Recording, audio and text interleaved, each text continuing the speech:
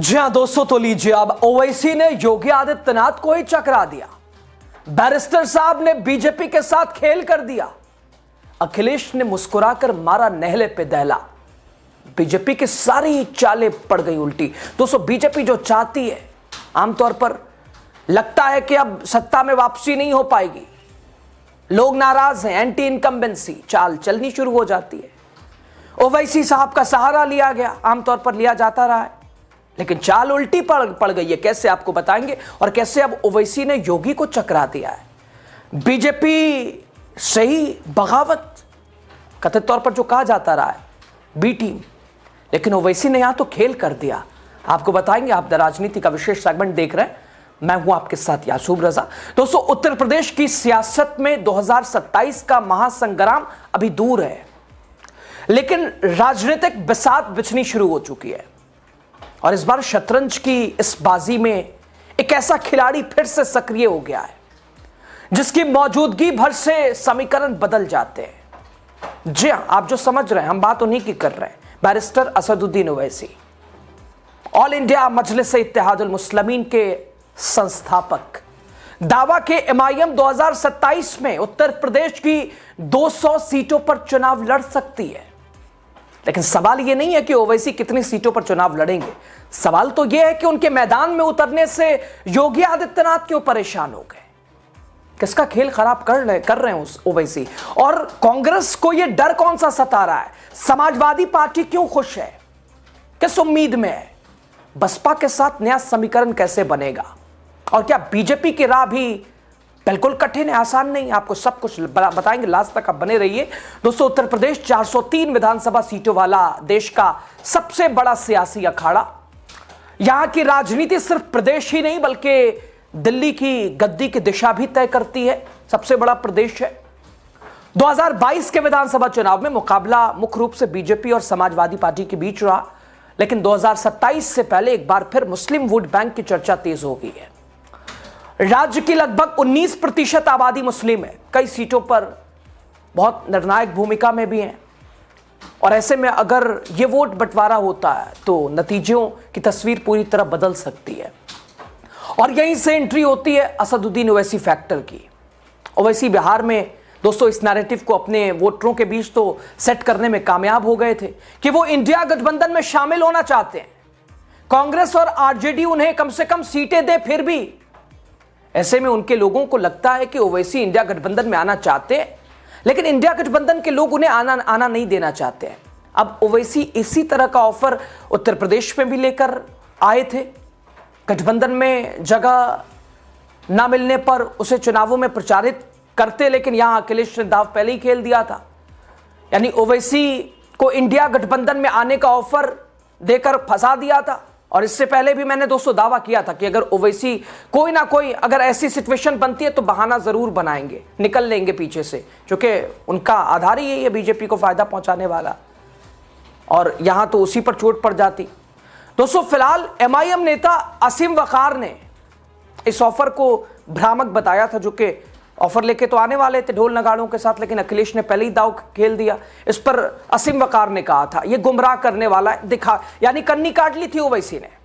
दोस्तों, हैदराबाद से सांसद तेज तरार वक्ता और खुद को मुसलमानों की आवाज बताने वाले एमआईएम और उसके नेता लगातार दावा करते हैं कि वो यूपी में इस बार उन्होंने दावा किया 200 सीटों पर चुनाव लड़ सकते हैं संभवतः। हालांकि 2022 के चुनाव में पार्टी ने 95 सीटों पर उम्मीदवार उतारे थे, लेकिन नतीजा बेहद निराशाजनक रहा। सभी उम्मीदवार हार गए। 94 सीटों की तो जमानत जब्त हो गई। वोट शेयर महज 0.49%। लेकिन कई जगह सपा का नुकसान जरूर हुआ था दोस्तों। उदाहरण के तौर पर बाराबंकी की आप कुर्सी विधानसभा सीट देख सकते हैं। सपा को 217 वोटों से हार का सामना करना पड़ा। एमआईएम को यहां लगभग 85-100 के आसपास वोट मिले थे। सीधे तौर पर भाजपा को फायदा हुआ। 2024 के चुनाव में एमआईएम ने यूपी में अपना प्रत्याशी नहीं उतारा। सपा कांग्रेस ने मिलकर चुनाव लड़ा, मुस्लिम वोटों का बंटवारा नहीं हुआ। शायद यही वजह कि सपा ने लोकसभा चुनाव में अपनी अब तक की सबसे बड़ी जीत दर्ज की। लेकिन क्या 2027 में तस्वीर बदल सकती है। ओवैसी के आने से बीजेपी इस बार, चूंकि आमतौर पर बी टीम कहा जाता है, लेकिन इस बार खेल चूंकि आप पैर पसर रहा है एमआईएम का, अपनी उपस्थिति, मौजूदगी, अपने आप को खड़ा करना, क्या उस पर आगे बढ़ रही है? अब हो गया, बहुत पीछे घूम लिया, बहुत फायदा पहुंचा लिया, अब अपने आप को खड़ा करना है। बिहार और महाराष्ट्र निकाय चुनाव में जीत ने बता दिया कि हो गया, बहुत दूसरों के लिए कर लिया, खुद के लिए करना पड़ेगा। दोस्तों सबसे ज्यादा बेचैन फिलहाल ओवैसी के उत्तर प्रदेश में आने से निश्चित तौर पर कांग्रेस है। और मल्लिकार्जुन खड़गे का बयान बता रहा है, मल्लिकार्जुन खड़गे कह रहे हैं यूपी में ओवैसी की संभावित एंट्री चिंताजनक है, चिंता जताई है। कांग्रेस के राष्ट्रीय अध्यक्ष ने साफ कहा कि उन्हें आने मत दो, वरना वो खुद भी खत्म होंगे, हमें भी खत्म कर देंगे। दोस्तों कांग्रेस का डर, अगर साफ तौर पर मुस्लिम वोटों का बंटवारा हुआ तो उसका पहले से ही कमजोर जनाधार और सिमट सकता है। 2022 में भी कांग्रेस को मुस्लिम वोटों का बड़ा हिस्सा नहीं मिला था। ऐसे में एमआईएम की मजबूती कांग्रेस के लिए राजनीतिक स्पेस और सीमित कर सकती है।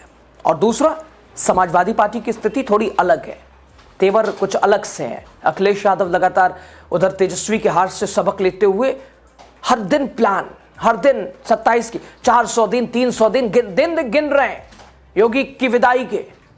दोस्तों अखिलेश यादव की पार्टी दावा कर रही है 2022 में उसे 89 से 83% मुस्लिम वोट मिले। 2024 के लोकसभा चुनाव में सपा ने 4 मुस्लिम उम्मीदवारों को उतारा। अफजाल अंसारी, इकरा हसन, मोहिबुल्लाह नदवी, जियाउर रहमान बर्क, सभी ने जीत दर्ज की। सपा को भरोसा है कि उसका मुस्लिम आधार मजबूत है। सपा को उम्मीद है कि अगर एमआईएम का असर बढ़ता है तो किसी न किसी स्तर पर तालमेल या गठबंधन की संभावना भी बन सकती है। यानी एक तरह से अगर ओवैसी खुले दिल से आते हैं तो समाजवादी पार्टी में स्वागत है।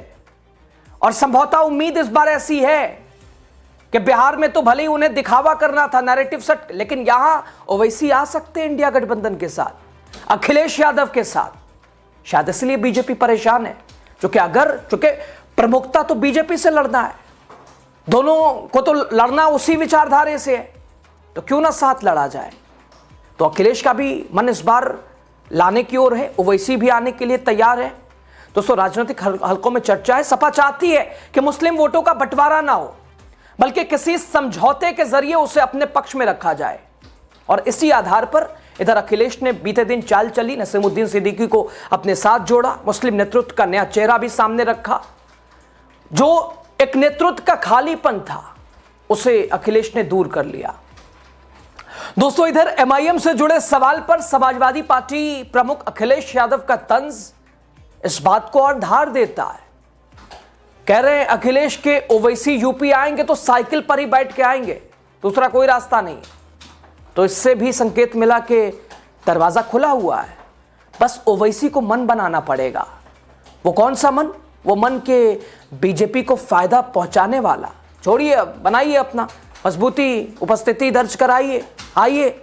जब चुनौती वो है तो वैसे बोलने से थोड़ी नहीं, धरातल पे भी उम्मीद है। लेकिन वैसी दोस्तों इधर समीकरणों में एक और नाम, बहुजन समाज पार्टी एमआईएम की यूपी इकाई के नेताओं ने बसपा के साथ गठबंधन की संभावना से फिलहाल इनकार कर दिया है। अगर दलित मुस्लिम समीकरणों पर कोई प्रयोग होता है तो इसका असर सीधा सपा और कांग्रेस दोनों पर ही पड़ सकता है। और ऐसे में अखिलेश के और कांग्रेस यानी इंडिया गठबंधन के साथ ओवैसी आ जाते हैं तो बीजेपी के लिए ऐसा ही।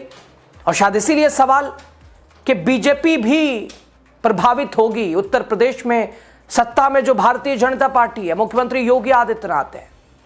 राजनीतिक विश्लेषकों का मानना है कि सीधे तौर पर एमआईएम बीजेपी को चुनौती नहीं देती, लेकिन मुस्लिम बहुल सीटों पर अगर वोटों का समीकरण बदला तो एमआईएम ने रणनीतिक उम्मीदवार उतारे तो कुछ सीटों पर असर पड़ सकता है, खासकर उन क्षेत्रों में जहां 30 से 40% हिंदू और लगभग वोट बड़ा मुस्लिम वोट बैंक भी है। लेकिन उससे पहले इधर प्लान तैयार हो रहा है, डिपेंड करता है असदुद्दीन ओवैसी पर। क्योंकि दोस्तों बिहार और महाराष्ट्र के बाद अब एमआईएम सिर्फ चुनाव लड़ने की बात नहीं कर रही है, संगठन खड़ा करने की बात, हक आवाज बनने की बात, सदन से सड़क तक मजबूती की बात। पार्टी बूथ लेवल मैनेजमेंट पर जोर दे रही है, हर ग्राम पंचायत में ग्राम अध्यक्ष नियुक्त करने की योजना बना रही है, 121 सदस्यीय समितियां बनाने की तैयारी कर रही है, हर घर संपर्क अभियान चलाने की रणनीति में है। ओवैसी की कोशिश के एमआईएम की छवि वोट कटवा से निकलकर अब एक मजबूत राजनीतिक विकल्प के रूप में बने और इसको लेकर लगातार आगे बढ़ते हुए भी दिखाई दे रहे हैं। दोस्तों 2022 विधानसभा चुनाव में एमआईएम ने 95 सीटों पर चुनाव लड़ा, जीत हालांकि एक भी पे नहीं मिली, 94 पे जमानत जब्त, वोट शेयर 0.49%, मुस्लिम आबादी लगभग 19%, 100 से ज्यादा सीटें ऐसी हैं जहां मुस्लिम निर्णायक भूमिका में। सवाल कई है, क्या मुस्लिम मतदाता रणनीतिक वोटिंग करेगा? क्या विपक्षी एकजुटता टूटेगी? क्या ओवैसी का विस्तार बीजेपी के लिए अप्रत्यक्ष लाभ होगा? क्या वो खुद एक सीट जीतकर राजनीतिक मान्यता हासिल करेंगे? यूपी की राजनीति में इतिहास गवाह है, छोटे से छोटा वोट प्रतिशत भी कई बार बड़ी सरकारें बना और गिरा चुका है। 2027 वैसे तो दूर है अभी, लेकिन सियासत में समय तेजी से बदलता है। ओवैसी की सक्रियता ने इतना तो तय कर दिया है कि इस बार मुस्लिम वोट बैंक सीधी उस पर टक्कर होगी, और कांग्रेस की चिंता, सपा की रणनीति, बसपा की चुप्पी, बीजेपी की सतर्कता, इन सब के बीच एमआईएम खुद को स्थापित करने की कोशिश में जुटी है। देखना यह होगा 0.49% का आंकड़ा इतिहास बनेगा, या 27 में ओवैसी यूपी की राजनीति में नया अध्याय लिखेंगे।